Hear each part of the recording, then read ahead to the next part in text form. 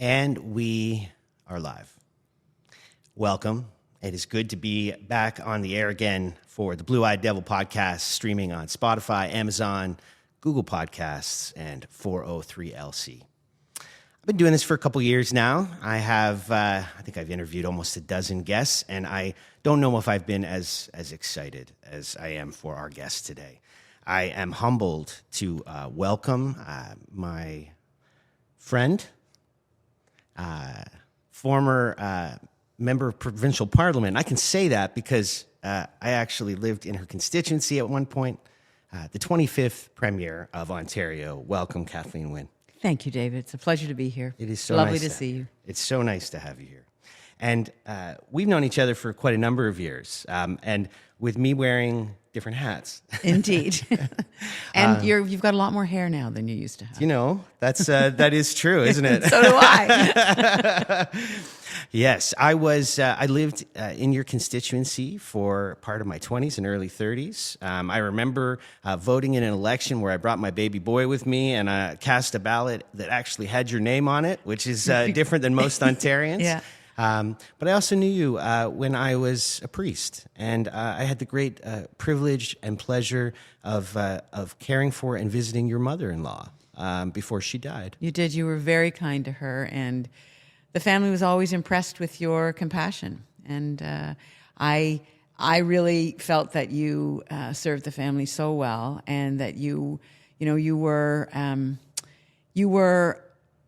I mean, I'm going to use the word authentic, that you were authentic in that role. And I know we go through changes in our lives, but you always impressed me as someone who was trying so hard to get it right and to connect with people in the best way possible. So I was thrilled then when I read your book and reconnected with you after you left that gig, and now you're in a whole new gig. But it's you are living in. You're living an examined life, and I think that is commendable. So my very good friend and mentor, Bill Cliff, likes to quote back to me. He's a Bishop of Ontario. He says, "There's a thing about Giffen. The unexamined life is not a life worth living." Well, you're not going down that path. So well, and I have to say, I appreciate your. I'm humbled by what you had to say about my authenticity in ministry, and there's certainly what I learned in ministry and how I was formed, and the kinds of connections I made, and the value of brokenness, the value of meeting people where they are. Mm-hmm.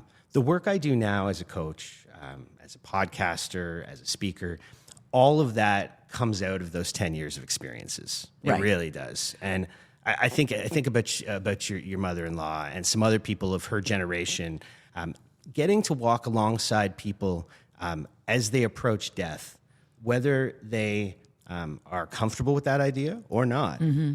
You learn so much about humanity as a young man, and I couldn't be more grateful for people like her and what they taught me, frankly. Well, I mean, it must have been an amazing journey, and for somebody like you who was paying close attention.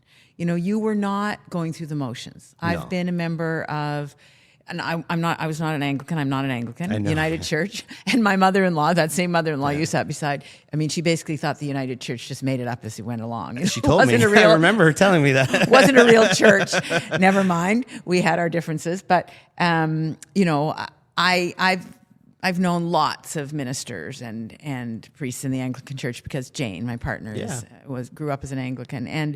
And like in any profession, there are people who do it with all their heart, and there are people who go through the motions and are doing it on a different level. And so for you, as I watched you, how you were trying to get underneath the ritual and trying to figure out how people worked. And so it doesn't surprise me that the work you're doing now was informed by that. Yeah.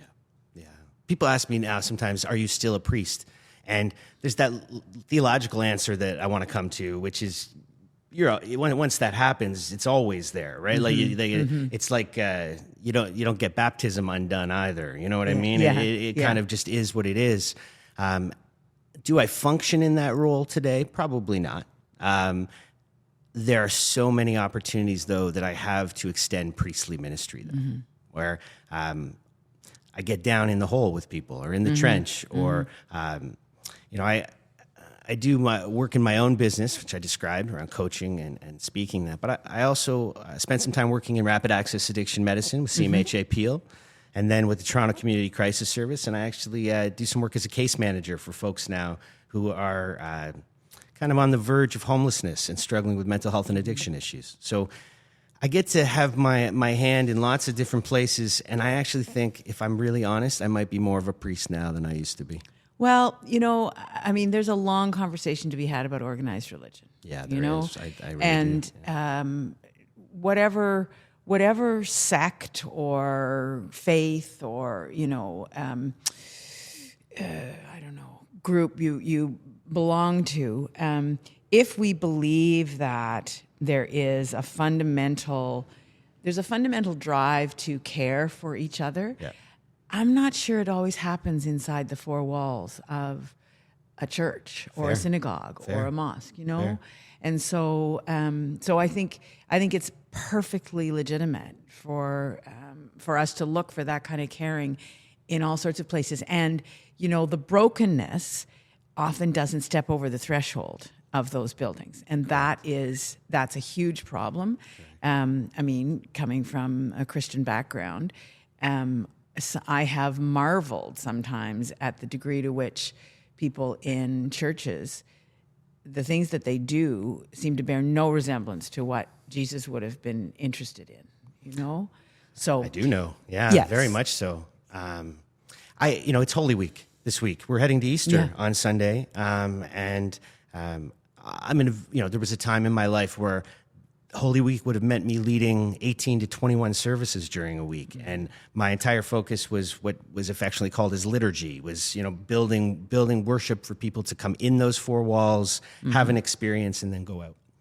And it's not that that was a waste of time. I was formed and learned and served in lots of great ways like that. Working in frontline healthcare and in crisis, and especially in rapid access addiction medicine, I found myself surrounded by people who looked a lot different than me and had very different backgrounds than me, which was different than the churches I served. Right, in the Anglican Church, it was a lot of white, historically British people. Right, I've learned so much about faith and about religious example and about service from folks who come from outside of my tradition. I served in almost all those jobs. Served underneath hijab-wearing women who 5 times a day will separate themselves from the group to face east and realign themselves with God. And then would go through periods of their festivals where they would fast. And I could see how difficult it was. And when I asked them about it, they would tell me things like, it's not just the fast, it's the money that's saved from the fasting has to be given to feed someone who can't. I spent a lot of time in church, and churches do great work. I've ran homeless shelters, but there is something to be learned from faiths in other parts of the world, and even right in our multicultural city here in Toronto, about where we may be coming short. One of my early experiences as a kid growing up in Richmond Hill was of a rupture in a church. So I belonged to Richmond Hill United Church with my family. And we had a young new minister came up from the city of Toronto. Harry Mackay was his name, and he was in his 20s, and he was, by Richmond Hill standards in 1960 or 65, radical. Sure. He didn't want to wear robes, and he walked down into the congregation, and he started a youth group. And the congregation literally lost it. They just couldn't handle the what they saw as controversial break from tradition. And my parents left the church as a result of that, and they started what they called a house church. So for 5 years, every Friday, this group of people would gather, and Harry was part of that.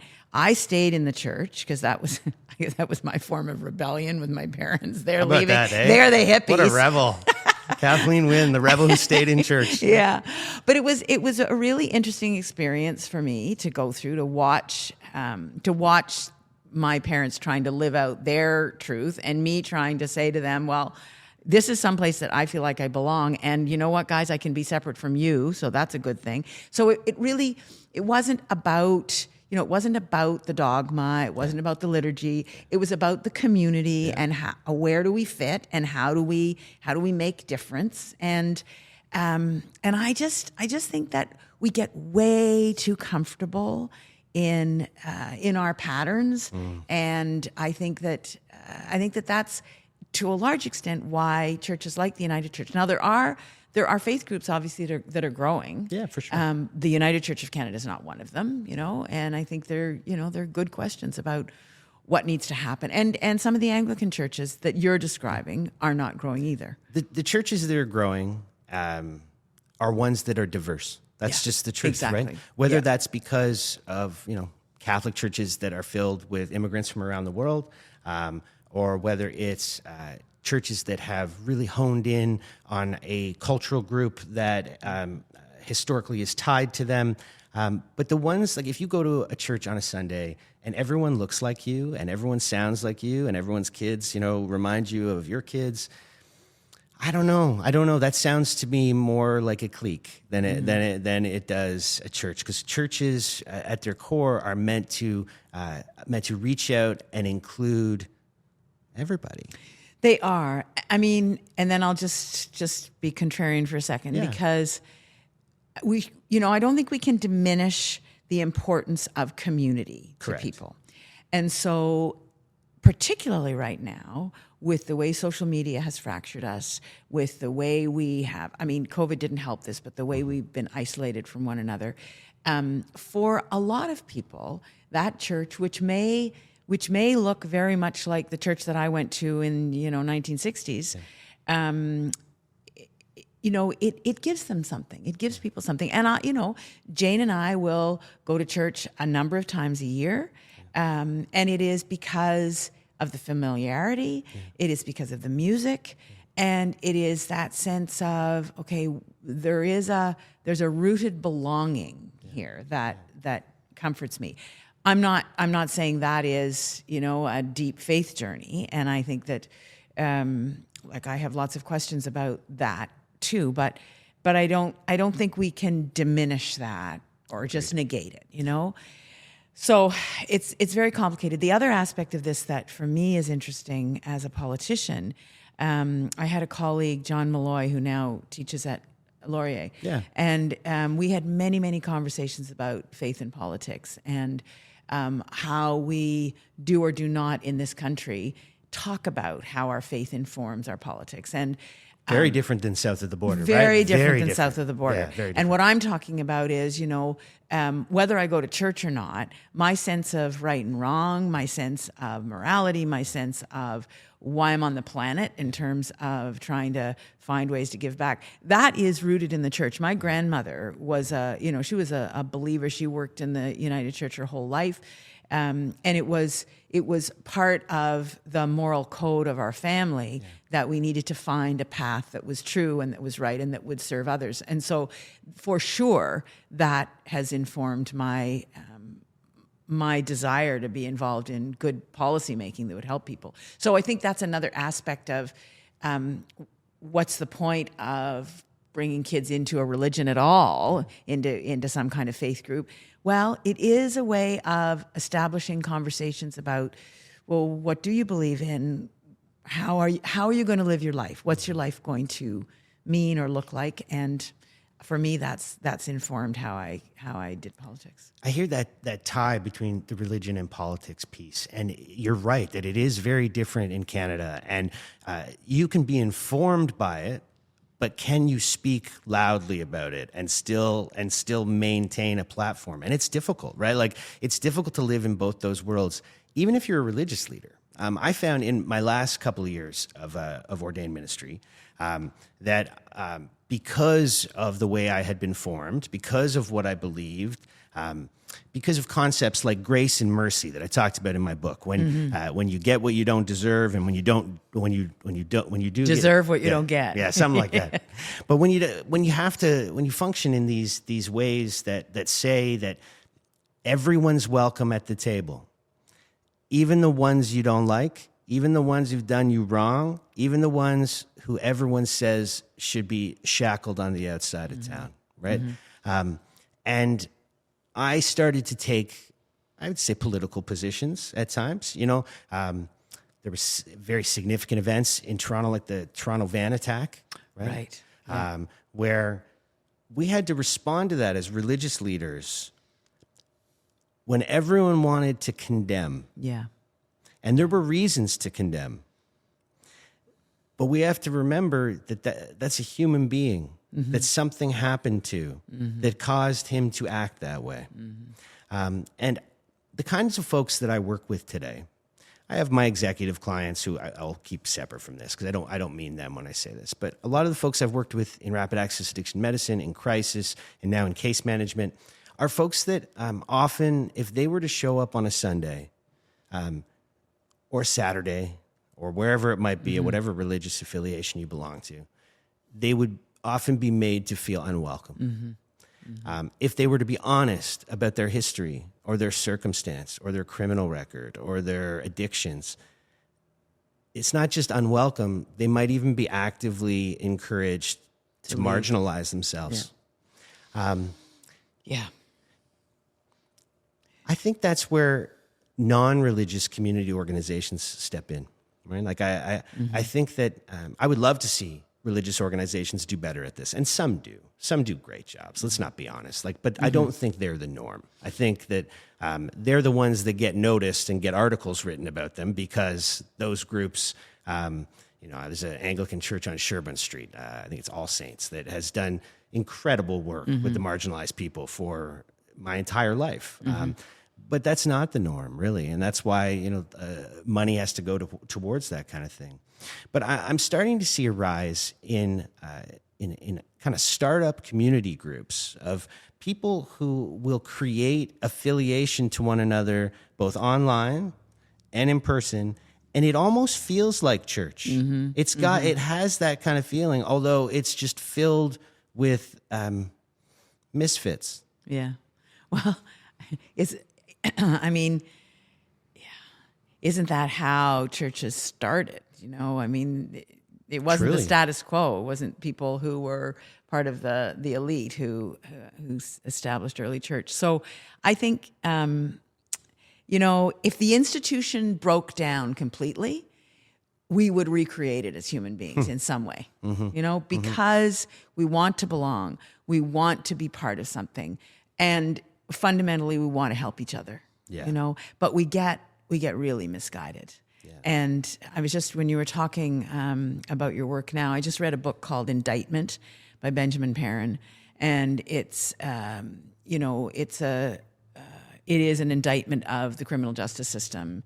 And he tells a lot of stories of clients and people who have been involved with criminal justice. But at the root of it for me was this conversation about what kind of justice system we want. We talk about restoration, restorative justice, but we really have a system that is retributive and that does not really try to rehabilitate people. 100%. We throw people away, and to our detriment. Yeah. Not just to the detriment of course, to the detriment of those human beings, but to the detriment of our society. And that we do not understand trauma, and we do not understand how early trauma leads to all the kinds of things that you were talking about. And for the most part, the people who are in our prison system. So I think that those principles that we're talking about of caring for one another and, trying to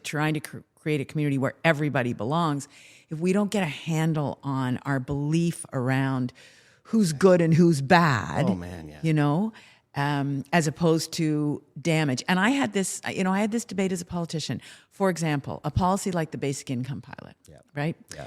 So basic income is, to me, an extension of creating a society where everyone has the opportunity to live a decent life. Yeah. And the reason we did a pilot was that our social assistance program really does not do that, and I wanted to try something different. But one of the really big hurdles on basic income is this narrative around, well, why would we give people money for doing nothing, as opposed to if someone's working a job and they can't put food on the table, or if they are not able to work in the system that we've set up that has such rigid parameters around what you have to wear, how many hours you're at work, all those things that for some people are just impossible. Mm-hmm. But we would rather have that person living on the street than actually have enough money to be able to live. It makes no sense. It makes zero sense. Makes no sense. And I'm so happy to hear you say that. I have to be honest, because I have this conversation with people all the time that for some folks, it's going to be 6 months before they're ready. For some folks, it's going to be 2 years before they're ready to step back in. For some folks, it's going to be 10. And for some folks, they're never going to be ready. Exactly. And so we can either say, because you're as damaged as you are, regardless of how you got there, and I'm damaged too, so I'm not. It's not like it's not a judgment, but as damaged as you are, our society is going to say you're screwed. Yeah, right. Like that's. I think it lacks wisdom. It lacks forethought. And the truth is, I hear lots of some of my corporate clients, like to. Law and order, law and order, law and order, and I appreciate that's necessary on some level, but the way to create more crime is to disenfranchise more people. Right. So when we talk about reconciliation in this country, and we look at the majority of people who are in our prison system, they're Indigenous people and Black people. Yeah. That's who's there, and so. How can we, in good faith, talk about reconciling and the relationship between Indigenous and non-Indigenous people and ignore the fact that the trauma that has been undergone, intergenerational trauma of these kids, and they're young people. And I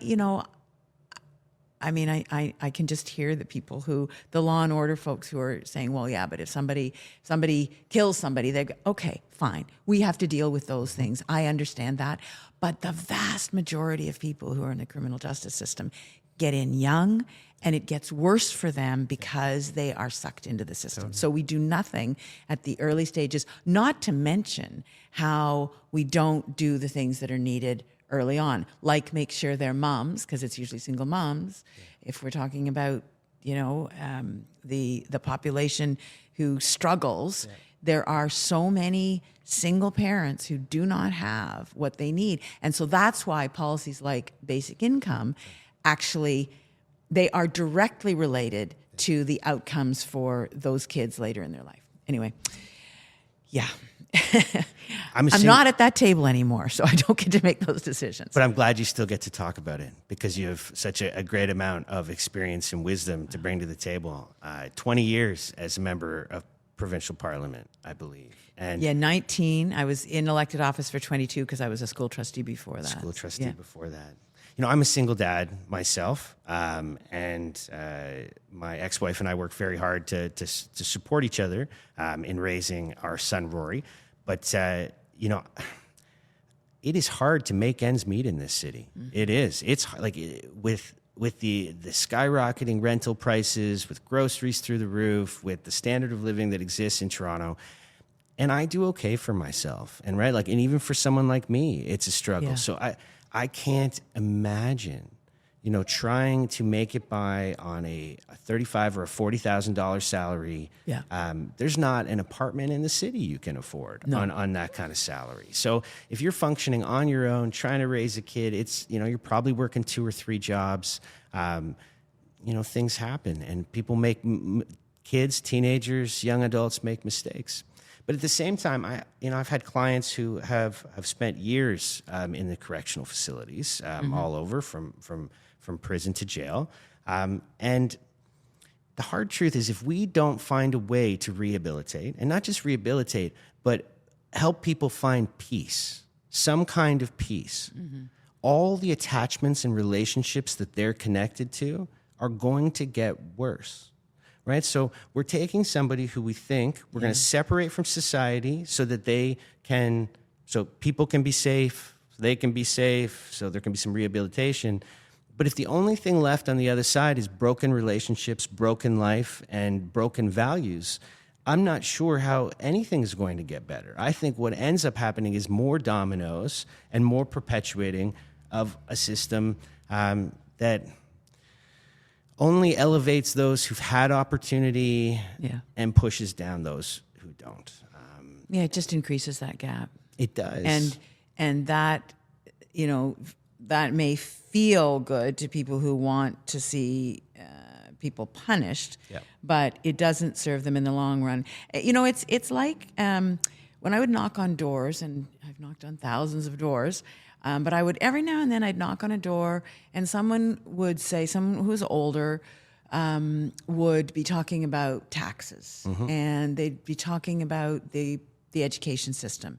And why should they pay taxes into an education system when they didn't have kids, they never had kids, and they didn't have anything to do with the education system? What did it have to do with them? And it would always take me aback because, and I would say to them, I don't think you want to live in a society that doesn't have a good publicly funded education system. I don't think you want to live in a neighborhood that doesn't have a good school, because you want those kids to have opportunity because that's going to serve you, But we get very focused on our own needs. And I think it's hard sometimes for people to think about that interconnectedness, which actually takes us back to the organized religion, because one of the things that I really do value about organized religion is that it brings generations together, so that older people, younger people, there aren't that many places right now where in our society where people of different ages hang out together, Right. But in places of worship, that often does happen. And so that in itself is a good thing. I think that's what I was trying to get to around the diversity of groups and communities we belong to. Because if you don't know anyone who's ever committed a crime, or if you don't know anyone who has a family member who's ever been addicted to a substance, or you don't know a gay person, or you don't know a lesbian, why would you care? Yeah. Exactly. Do you know what I mean? And I think that exposure to people of all walks of life builds empathy, right? Because if empathy is really feeling and seeing and hearing other people's feelings and having them resonate with you, that's only going to happen with experience. It's only going to happen by spending that kind of time. And I think that I look at my son, and when he goes to church with his mom at one place, he goes with me to another place. I spend more time when I go to church, going to Catholic churches these days for a whole bunch of reasons. But so he has different experiences of church. And one of his comments, and this will be his review of wherever he was, he'd be like, well, that wasn't much like Jesus. And good for him. Yeah, I always laugh at him because, to really be like Jesus, it would... there'd probably be some tables being overturned, and there'd be a whole bunch of things happening. But I get what he's saying. Because he's had a good, authentic experience of what God's love is like. And I talk in my book about the different kinds of love that there are, and that agape is the love language of Jesus. It's God love, right? Yeah. It's love that's meant to take everything you've got, your last cent, your last breath, give it to someone else and ask for nothing, right? And I think that if we took a little, it's Holy Week, we're heading to Easter. I'm a former priest. It's worth saying. It's worth saying if we looked at that guy Jesus and see what his life really looked like around advocating for women, widows and orphans, around always being on the side of the poor, breaking bread with criminals on a regular basis. Women of ill repute. Women of ill repute, right? Yeah. No, and I bet you he'd even hang out with a defrocked priest once in a while. I bet you he would. But no, I think that there's something to be said for that, about organizations in our culture that can speak prophetically to the wider community, right? And I think if we took more of that kind of bent, maybe the politics and religion intermingling could happen a little bit more easily.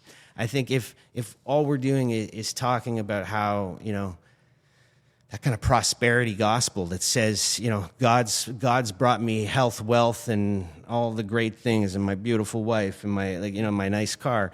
No, I have no interest in hearing a politician talk about that at all. But if a politician were to talk to me about how they get on their knees 5 times a day to pray because it reminds them how small they are in comparison to the wider community and God. Or they spend hours at a gurdwara making food for anybody who comes. Right. Right. Amazing. I had that experience in Brampton, but I had the experience in India of these massive congregations of people who just make food, and it doesn't matter who you are. You walk in and you're fed, you know? I think we have so much to learn from each other. Yeah. And it has less, for me, it has less to do with the rhetoric and more to do with the action and the human compassion, And that then can inform our political discourse, I think. Absolutely. So you're not in office anymore. No. But I know after you finish here, you're heading up to the university. What are you doing over there? So I teach a first year seminar in September, and I teach a fourth year seminar in public policy in the winter term. And I love it because, well, a couple of reasons. The main reason is it gives me a chance to hang out with young people for a couple of hours a week, which is so grounding and terrific. And it also gives me an opportunity to talk about public policy and really Ontario for the last 25 years, which is the public policy window that I was active in, and sort of pull back the curtain on how decisions were made and how I got involved, why I think it's worth it, because there's a lot of disillusionment about political activity right now, rightly so. It's seen as toxic, it's seen as, counterproductive, perpetuating a system that hasn't worked. And I get that. But what I try to do is just open up my experience to these young people and let them have at me. I mean, we have lots of conversations about whether capitalism is even workable or salvageable, That's their job. Their job is to question everything. And so to have somebody who's actually been in the trenches and can say, well, okay, this is how I thought about increasing the minimum wage. This is why I did it when I did it. This is how I thought about changing the sexual assault and violence laws on campuses, for example, So we have those conversations, and this is why we brought in free tuition, and this is what happened when we brought in free tuition, and then when it was canceled, these are the people who, by this government, these are the people who were disadvantaged. So we have those discussions. Do the students make you hopeful for the future? Absolutely, yeah. Absolutely. They're so bright, and they're so enthusiastic about life, and that is really inspirational. I worry at how much pressure is on them. Many of them are working, some of them more than one job. Yeah. It's very hard. Everybody works more than one job now. Yeah, it's very hard for them to focus on some of them to focus on their schoolwork, and even then, they're really anxious about the future. They don't know what's going to come. Many of them will just say, I'm never going to own a house. I'm never going to be able to live, and I try to kind of reposition that, you don't know. You just don't know what life is going to bring to you. And part of what's important about this conversation that we have in the class is you can have an impact on that, Yeah. If young people engage in the political process, it changes. Yeah. And they don't, and that's a bad thing. So Yes, I love the teaching, and then I'm asked to come and speak different places. I speak in high schools to grade 10 students. I speak to groups of people, particularly around International Women's Day. It's very busy because people want to know what it's like to be a woman in leadership and to take all the stuff that's thrown at you. Well, and this is what I was going to ask, and I'll ask it, but I'll do a little bit of qualifying as well. Whether you miss political life, miss sitting in Parliament, miss leading the party and leading the province, but it can't have been easy as the first of this, the first of that, right? Like, and as a woman in leadership, as an openly gay person, you have to have war wounds that most people can't even imagine. Yeah, it's interesting, David. People ask me that question a lot. What was it like to be the first woman premier? Well, and my answer is always, well, I've never been a man premier, so I don't know. I don't know. Was it harder? I mean, I don't mean to be glib about it, but I've never walked into a room and been the tallest person. I don't know what it's like to walk and feel safe in an underground parking lot, because that's my lived experience. So it was, once I got into that role, I realized then how important it was to people. So I would have parents and grandparents come up to me and say, it's so important that you're there. I have my son's gay and my daughter's lesbian. And I had a woman, a young athlete during the Pan Am Games, come up to me and say, I came out to my parents the day you were elected leader, because she felt that it was safe to tell her parents she was a lesbian because the premier was a lesbian, So it wasn't that I knew all of that before I got into the role, but once I was there, I realized that it was really important to people. And there's no doubt that there was, there was a difference. I knew there was a difference. I mean, I would sit around tables of men, and they would want to make eye contact with my chief of staff because he was a big burly guy. They couldn't believe I was the decision maker, So I knew that. But honestly, David, that had been my experience before I got into politics, Sure. Yeah. So you didn't start being a woman when you got into politics. Exactly. I mean, when I was first elected in 2003, we formed a women's caucus within our government. Dalton McGuinty was the premier, and it was a great caucus, but we formed a women's caucus, and because there was a women's caucus, we put poverty reduction on the agenda. We hadn't run on that. And so what I know is that having different voices at the table means you talk about different things, you make different decisions. And in our case, because I was a female premier and I had a deputy premier who was female, we invested in different things. We saw the world differently, Yeah. And that is why, to go to your point, that's why we need diversity at all of these tables. I agree. Because otherwise we do not make decisions that I think include as opposed to exclude. So I'll share one story and then I have a comment for you. When the weekend after you became the first female premier in Ontario's history, I was serving as a priest at the time in 2013. Yeah, I was at a church, I think it was just outside of your constituency. And I had I don't know how to describe it other than the great pleasure and fortune of being a white, straight identifying man who connected really well with the LGBTQ community. And I was one of the first priests in my diocese to start doing same-sex weddings. And that first weekend after you became premier, I can't tell you the number of people who cried in my office. So happy.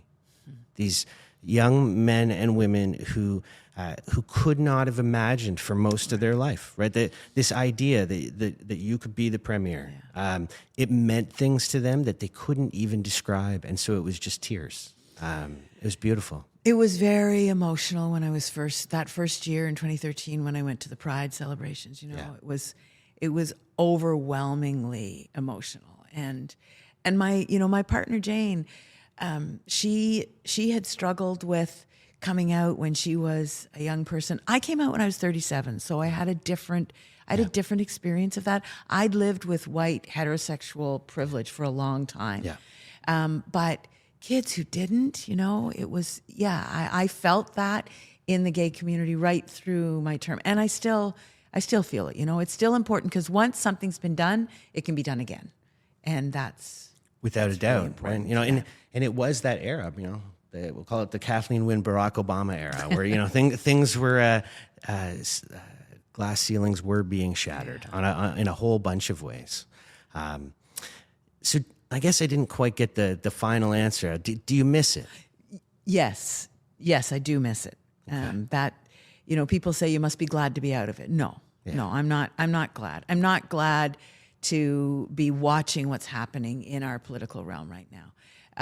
And so I'm particularly not happy to be out of it because I think there's a lot of damage being done right now. If I look at the provincial level, if we look south of the border, we look at what's potentially going to happen south of the border, what potentially could happen here if we have a change of government and I will say, and I'll be partisan right now, if Pierre Poilievre becomes the prime minister, I'm very, very worried about the institutions that we have built over decades, that we believe in, that have served so many people so well, that they will be damaged. And I think that in the same way that Doug Ford campaigned on slogans about, the little guy, and Pierre Poilievre talks about, I don't know if he talks about real people, but people who seem to be left behind. I'm not saying there aren't people who've been left behind. There absolutely are. But the solutions, if there are any that are coming from that side of the political spectrum, from the far right, they don't help. They're not going to help. So they will marginalize people more, cutting our institutions, cutting the funding to institutions that are designed to bring people in. They're not perfect, but if we don't nurture them, if we don't try to make them better, then we're in trouble. So I'm worried about what's going on, and so that makes it hard for me to stay out of the public realm, keep my mouth shut. Do you think you will? Do you think that you'll I won't run again. I won't run again. But I definitely have opinions, and when I'm asked, I will give my opinions. Well, I'm glad to hear that. I think I think it's a good thing that your voice is still in the mix, especially with the state of the way things are. And I can't say that I have always voted for your party. More often than not, if I were to be honest about it. But I do see more than just political consequences to the political directions that we're going in. In 2016, when Donald Trump was elected south of the border, I remember at the time, and I'll show my political stripes as well, I felt my stomach just like for days just falling out of my body. I couldn't believe this was real.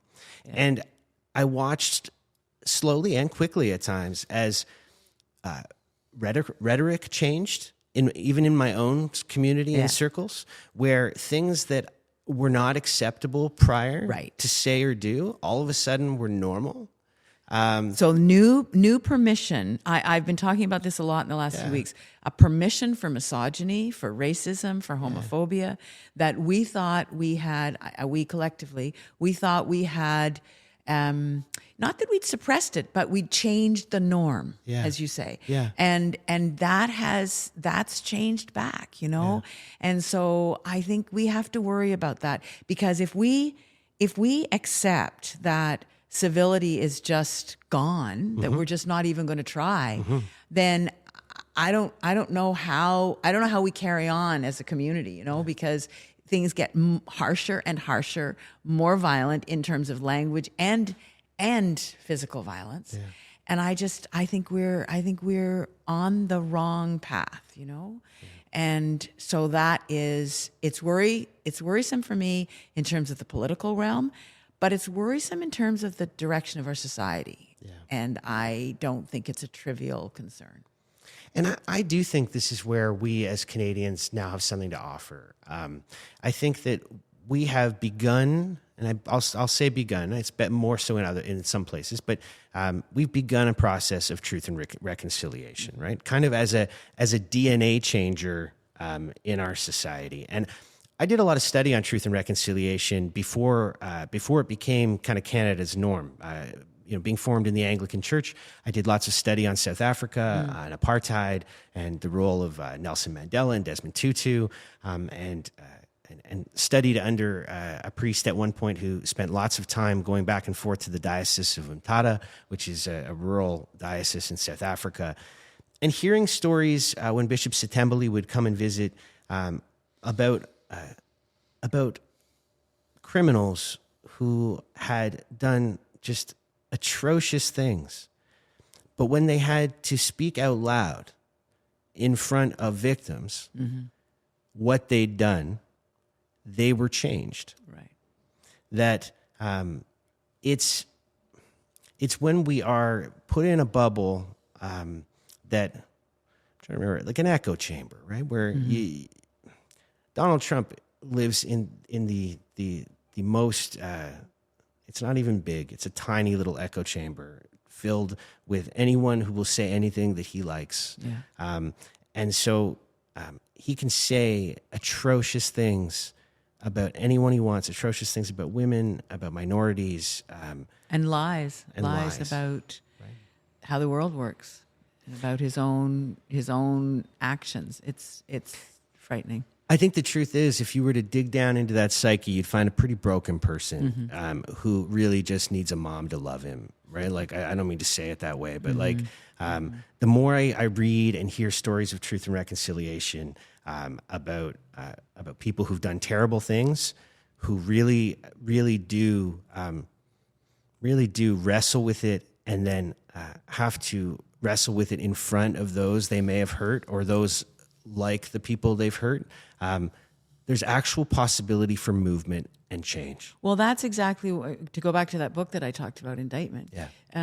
That's exactly the vision for a restorative process that he holds out. And it is related to our national attempt at reconciliation, but it is also on that individual level. And years ago, when I was a community mediator, we looked at models like community conferencing that I think is from New Zealand or Australia, where people are obligated to do exactly that, surrounded by the people who they've affected, the community that has been hurt by what they did, and in talking about what they did, that changes, and the community takes on a different responsibility for the path of that person going forward. We don't do that well in our Western system in Canada, and I think we don't forgive well. We don't forgive. We don't. We much prefer to punish, isolate, cut off. Yeah. It's kind of the root of cancel culture as well, right? That we want to say, I don't want to see you anymore. Yeah. Then I don't actually have to forgive you. If I don't see you, I don't hear you. Yeah. You're just other. Yeah. And I actually think that could be the thing that really makes any attempt at truth and reconciliation fail. Because if, I said to a colleague recently, a former colleague, priest, I'm like, if you can't forgive the likes of me, how do you expect the indigenous community to forgive the likes of you, right? Like, we've all got to come to the table with what we've done wrong, and be able to look at each other, and instead of building walls, build bridges, right? Like, there's no other way to a community life than to put bridges up instead of walls. Right. And we have to be able to do that and carry on at the same time. It's not like everything stops. No. We have to find a way to, it's a process. Truth and reconciliation, whether we're talking about it in terms of individuals or whether we're talking about it in terms of a society, it is an ongoing process. It's not an event that happens and then it's done. Yeah. And so it's interesting. There's a big conversation now about land acknowledgements, and whether they should or we shouldn't do them. They're performative and all of that. And early on in my political career, I started doing land acknowledgements, particularly when I was Minister of Aboriginal Affairs, but then when I was Premier as well, and Minister of Education, because at that time, so this is starting as early as 2006, at that time, nobody was doing land acknowledgements very much, and I did them to make people uncomfortable, and I did. I like that about you. Well, because it felt like, okay, this is something that is going to mean you're going to have to think about this. Anyway, And I get that now, everybody does them, and that's fine. But I think, our work's not done there, So yes, maybe land acknowledgements have become performative, but do we understand that the land that we're on was not land that was ours, And I'm talking from a settler perspective. So let's not just say, well, we've done that and now we can move on to the next thing. We have to internalize some of these things. We have to understand what has happened to people. And when people say to me, well, I don't understand intergenerational, what are you talking about? So stop and figure it out. Read something about it, because lots out there. Because the trauma that's handed down from one generation to the next, from a family to their children, to their grandchildren, yes, it is hard to understand, but it is important. And if we don't get it, then what you're talking about in terms of really forgiving ourselves and forgiving each other, it's hard to make that happen. I totally agree. And I think that we are seeing a difference. And I see the big, we talked earlier about the education of children and how much that matters, investing in that. I look at my almost 11-year-old and the kinds of education that he's had on truth and reconciliation, the kind of education he's had on history of Canadian people, the kind of education he's had on sex ed, which I will give you lots and lots of credit for.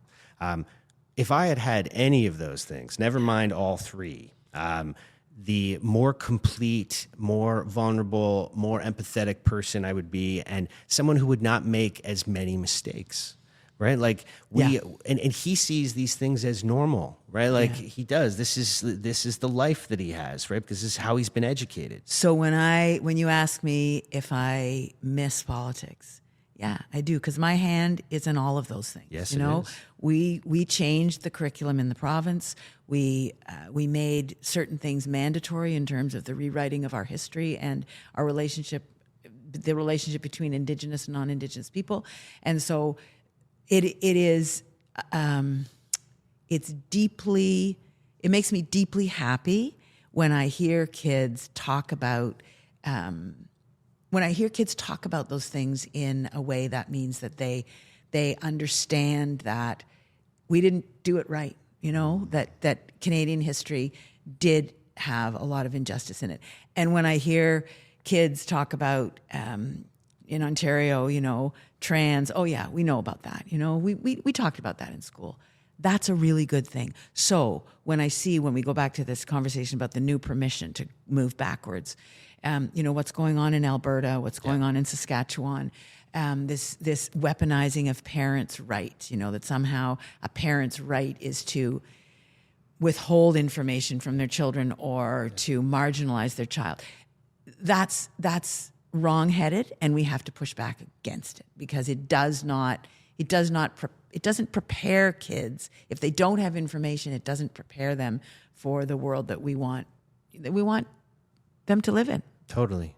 It doesn't prepare them for the world I lived in. Never mind the world that exists now, because it's real. Exactly. You can't walk back from it. Yeah.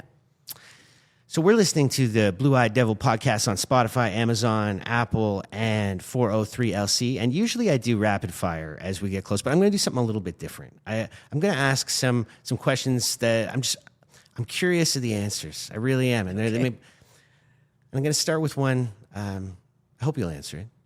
Who's your favorite conservative politician? I really like Jean Charest. I think he was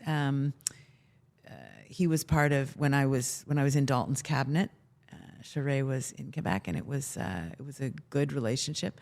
I think he's a really interesting guy, and really understands the country in a way that a lot of us don't. What is your biggest regret in office? Oh, I have lots of political regrets. I wish we'd done a lot of things sooner. I wish I'd gotten the basic income in place sooner. I wish we'd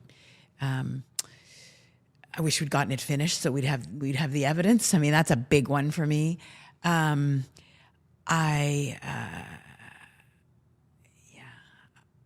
think that's probably the biggest one, because if we had the time to transform the social assistance program, I think it would have made such a huge difference to our society, you know? So that's a big one. But there are all sorts of other things that I was impatient to get done. Who's your hero? My hero, you know, I really love looking back at people like Agnes MacPhail, Nellie McClung, who were feisty, strong women. And I would often look at their language and laugh and just take heart from them pushing back against the nonsense of sexism 150 years ago. So they gave me strength. And then the modern day versions of them, you know, people like Nancy Ruth, people like my mentor, Sheila Ward, who was her own broken, sweet person, but she encouraged me and helped me. So strong women. Very good. Thank you for answering those. And so You're welcome. they're just little ones, but I will share a quick story before we finish up. And, you know, I've gone through my own trials and tribulations in life. You know, I've talked on different episodes of bouts in my life. After a fractured ankle, I struggled with addiction to oxycodone. My marriage failed. My career went here, there, and all over the place. And, you know, I wrote a book that got a little bit of attention, sold some copies, opened up a new life for me. But I will never, ever forget a morning. It was a July morning. I opened my email, and there was an email from you telling me you'd just read my book, how much it meant to you, and that you'd love to sit down and talk with me about it. And I was sitting with a couple of friends at the time, and I was actually in between work at the time, and I wasn't really sure where I was going or what was going to happen next. And I couldn't have been more overwhelmed with I want to say pride, but it wasn't pride. It's the wrong word.